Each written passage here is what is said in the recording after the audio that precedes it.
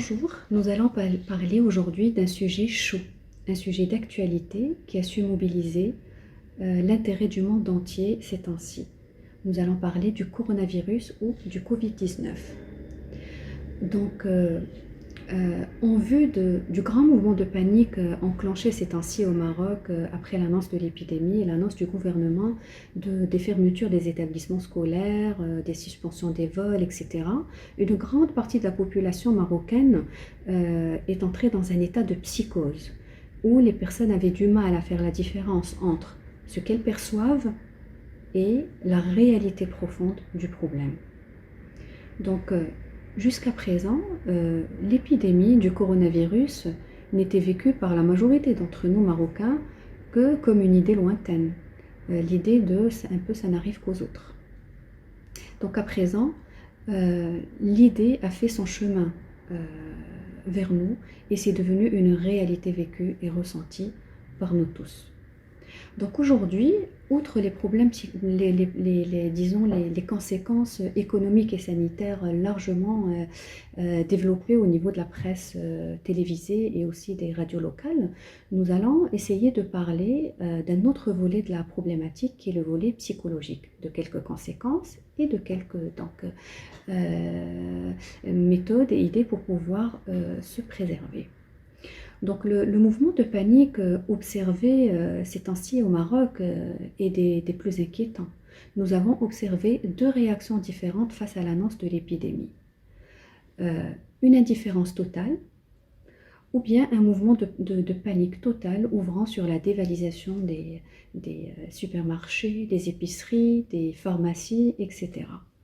Dans les deux cas, nous nous retrouvons face à deux moyens de défense, des défenses psychologiques adoptées par les gens pour essayer de donner du sens à l'inexplicable, donner du sens à l'effroi, à un événement qui a eu du mal à être symbolisé et à donc faire partie et à prendre place dans le système de pensée des gens.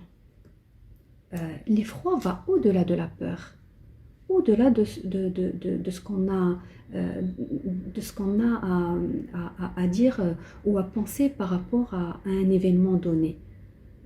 Pourquoi? Parce que personne d'entre nous n'a jamais été préparé à vivre ce genre d'événement, à vivre ce genre de traumatisme. D'accord? Donc, c'est pour ça que ce genre d'événement a du mal à être symbolisé pleinement, tant sur le plan externe que sur le plan interne. C'est-à-dire donner du sens aux manifestations extérieures et donner du sens aussi à nos propres affects refoulés qu'on a du mal à comprendre et qu'on a du mal à canaliser. Donc, le fait de céder à cette panique-là ne peut qu'accentuer la propagation de l'épidémie et ne peut qu'accentuer par la même occasion cet état de psychose vécu par beaucoup d'entre nous.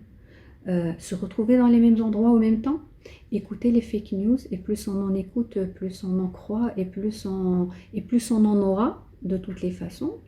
Et donc, ça nous éloigne de tout ce qui est sens de responsabilité et de solidarité requise en ce moment pour pouvoir être dans la gestion de ce qui nous arrive. D'accord? Donc, nous gagnerons tous à nous centrer plutôt autour de l'idée d'arrêter et de limiter la propagation de cette épidémie-là, plutôt que de se centrer sur la nourriture et sur le fait d'avoir le maximum possible juste parce que les autres font, je dois faire pareil. Donc là, on est dans des mouvements d'imitation sans aucune réflexion profonde, même si on a l'impression qu'on prend des décisions, en vrai, ce n'est pas le cas, comme on va voir. Donc le fait d'accepter les contraintes, de les symboliser, de les porter, nous permet donc avec détermination de comprendre énormément sur nous-mêmes. Parce que le but de pouvoir vivre et de dépasser ce genre de traumatisme, c'est de comprendre ce qu'on est qui nous fonde. Finalement, qu'est-ce que je suis en train de faire? Ça nous apprendra essentiellement à être plutôt dans la gestion que plutôt dans la pathologie mentale.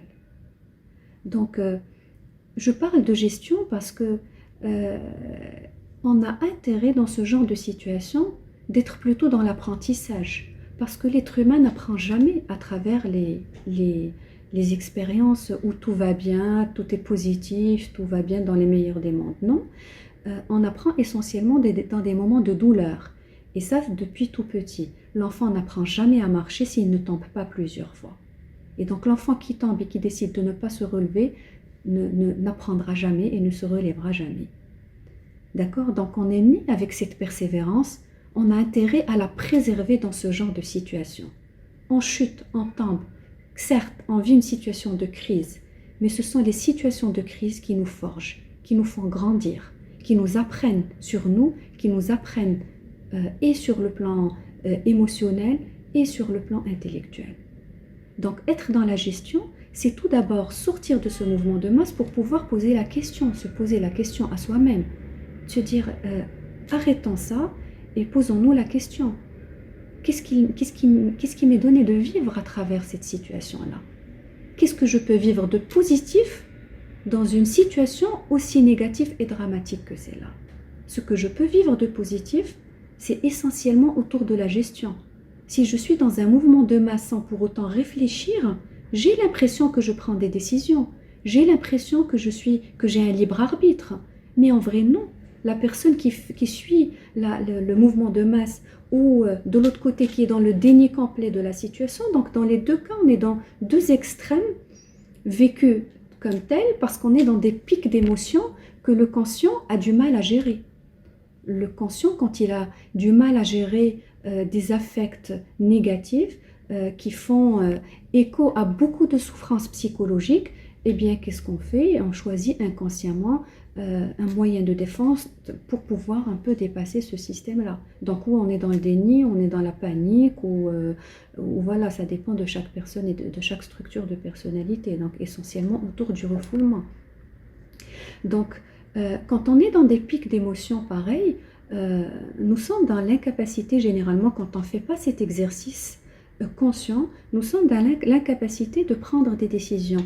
Parce que l'information, tout simplement, quand on est dans des pics émotionnels, je le répète, l'information n'atteint pas forcément le cortex préfrontal qui est le cortex de la réflexion et de l'analyse. On reste essentiellement dans le cerveau émotionnel, donc l'information ne traverse que ce cerveau-là, que ce circuit court de l'information, ce qui fait qu'on a l'impression de prendre des décisions, mais en fait on est face à des automatismes, des choses qu'on fait, qu'on répète, alors que des fois on peut les critiquer nous-mêmes. Pourquoi je n'aime pas ça et pourtant je le répète? Ça, c'est la gestion de stress. C'est de nous dire que l'information n'a atteint que le cerveau émotionnel. Donc il va falloir sortir de cette inconscience-là, sortir de ce mouvement de masse pour dire je ne suis pas obligée de faire comme les autres pour exister. Pour dire que essayer de trouver des réponses rationnelles à toutes les idées négatives qui mènent ces personnes-là, par exemple, à dévaliser les supermarchés. L'idée rationnelle, c'est qu'on ne manquera jamais de nourriture, par exemple, dans notre pays. Jamais de nourriture. On peut nous retrouver à court de certains produits, mais on ne mourra jamais de faim. On est un pays producteur, on a énormément de réserves sur plusieurs plans. Donc l'idée, le fait de revenir vers les idées négatives qui nous mènent vers des comportements qu'on n'arrive pas, qu'on a du mal à gérer juste pour faire comme les autres, parce que le fait de faire comme les autres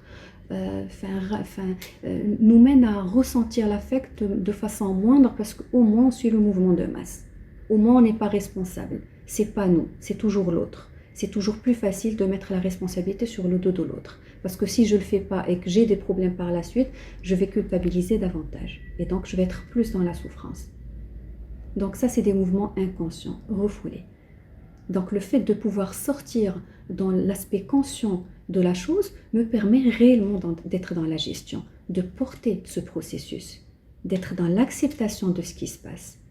Certes, je vais assumer, mais je vais apprendre et je vais me surélever, et je vais commencer à être dans la vraie gestion et dans la réflexion et dans la prise de décision.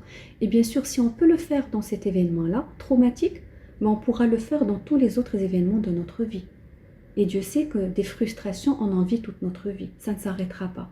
Par contre, c'est la gestion de ces frustrations-là qu'on a intérêt à changer. Donc, tout ce que je peux vous dire, c'est hissons-nous un peu au rang de leader, de meneur. D'accord? À défaut de nous retrouver toujours dans les rangs des suiveurs, en suivant des mouvements de masse sans pour autant pouvoir donner des explications rationnelles à ce qu'on est en train de faire.